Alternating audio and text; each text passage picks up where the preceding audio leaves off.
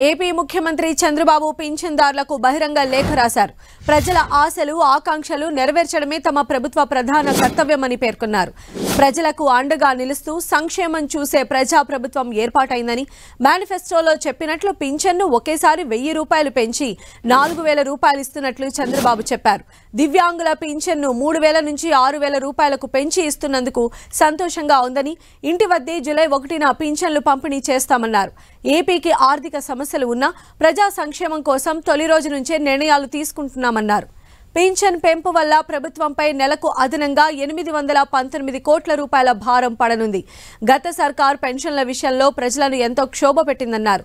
ఎన్నికల సమయంలో 3 నెలలు ప్రజల కష్టాలు చూసి చలించిపోయానని, మండు టెండలో వడగాల్పుల మధ్య ప్రజలు పడిన అగచాట్లు చూశానన్నారు.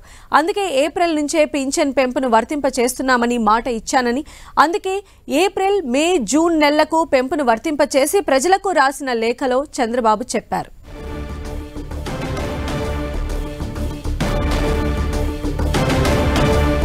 మరిన్ని అప్డేట్స్ మా ప్రతినిధి రవిచంద్ మనకు అందిస్తారు. రవిచంద్. సంధ్య, ముఖ్యమంత్రి చంద్రబాబు ప్రజలకు ఒక బహిరంగ లేఖ రాశారు. సోమవారం నుంచి పెన్షన్ల పంపిణీ ప్రారంభించబోతున్నారు.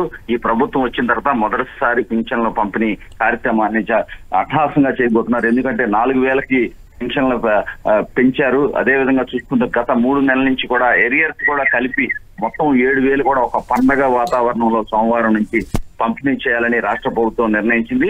ఈ నేపథ్యంలో ప్రజలకి చంద్రబాబు బహిరంగ లేఖ రాశారు.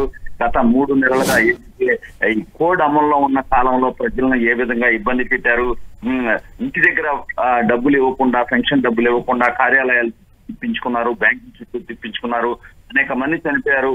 ఆ ఘటనలన్నీ కూడా నా మనసు చలించిపోయాయి. నేపథ్యంలో ఉదయాన్నే ఇంటి దగ్గరికి వచ్చే కార్యక్రమాన్ని శ్రీకారం చుట్టబోతున్నాం. రేపు సోమవారం అందరూ కూడా ప్రజాప్రతినిధులు అందరూ కూడా ఎక్కడికెక్కడ వారే స్వయంగా ఈ పంపిణీ కార్యక్రమాన్ని ప్రారంభిస్తారు. మొత్తం కూడా 4000 రూపాయలు ఇప్పటికే పెంచారు, పెన్షన్ పెంచారు. అదేవిధంగా 3 నెలల ఎరియర్స్ 3000, మొత్తం 7000 రూపాయలు ఒక్కొక్క వ్యక్తి కూడా పెన్షన్దారుడు అందుకోబోతున్నారు. దాదాపు 65 లక్షల మంది ఈ పెన్షన్ అందుకోబోతున్నారు. దాదాపు 819 కోట్ల రూపాయలు ప్రతి నెల ఖర్చు అవుతుందని కూడా బహిరంగ లేఖలో చంద్రబాబు రాయటం జరిగింది. ఏదైతే రాష్ట్ర ప్రభుత్వానికి అనేక ఇబ్బందులు ఉన్నప్పటికీ ప్రజా సంక్షేమం దృష్ట్యా ఈ మాత్రం కూడా వెరవకుండా మేము నిధులు ఖర్చు పెడుతున్నామని చెప్పి చంద్రబాబు ప్రజలకి బహిరంగ లేఖలో స్పష్టం చేశారు. గత ప్రభుత్వంలో ఏ విధంగా ఇబ్బంది పెట్టారు పెన్షన్ల విషయంలో, కోడ్ అమల్లో ఉన్నప్పుడు నా మనసు చలించిపోయింది ఆ ఘటనలు అని చెప్పి చంద్రబాబు చెప్పడం జరిగింది.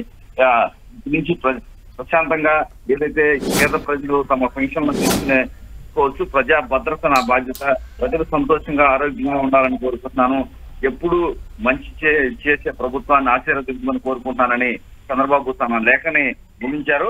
మొత్తంగా చూస్తే కనుక ఎన్టీఆర్ భరోసా పేరుని మరోసారి పెట్టామని కూడా చంద్రబాబు ఆ లేఖలో స్పష్టంగా చెప్పడం జరిగింది. సంక్షేమ పాలకుడు, సామాజిక పింఛన్ విధానానికి ఆద్యుడైన స్వర్గీయ ఎన్టీఆర్ పేరుని తిరిగి పింఛన్ల కార్యక్రమం పెట్టామని చెప్పడం జరిగింది. ఎన్టీఆర్ భరోసా పేరుతో ఇకపై ఇంటి వద్ద సామాజిక పింఛన్ల పంపిణీ జరుగుతుందని కూడా చంద్రబాబు స్పష్టం చేశారు. మీకు భరోసా లభిస్తుంది ఈ పెరిగిన పింఛన్ వల్ల కూడా చంద్రబాబు తన ఆకాంక్షని వ్యక్తం చేశారు. సంధ్య.